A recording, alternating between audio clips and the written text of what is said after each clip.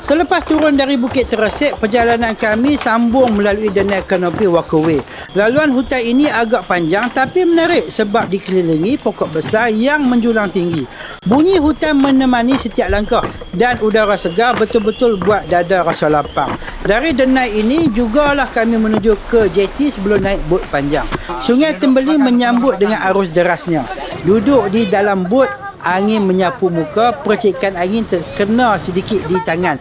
Itu semua menambahkan keseronokan. Lebih kurang 15 minit perjalanan, bot pun sampai ke sebuah perkampungan orang asli suku kaum Batik. Di sini kami didedahkan dengan cara hidup mereka.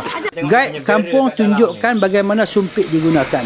Senjata tradisional yang ringkas tapi sangat berkesan. Saya sendiri cuba dan masa anak panah kecil itu meluncur keluar, rasa kagum dengan kebijaksanaan mereka yang hidup dekat dengan alam. Ada juga pusat jualan hasil kraf tangan. Setiap satu bukan sekadar barang hiasan tapi cermin budaya dan kreativiti masyarakat Batik. Kami dibawa melihat rumah mereka sederhana, terbuka dan cukup untuk keperluan seharian.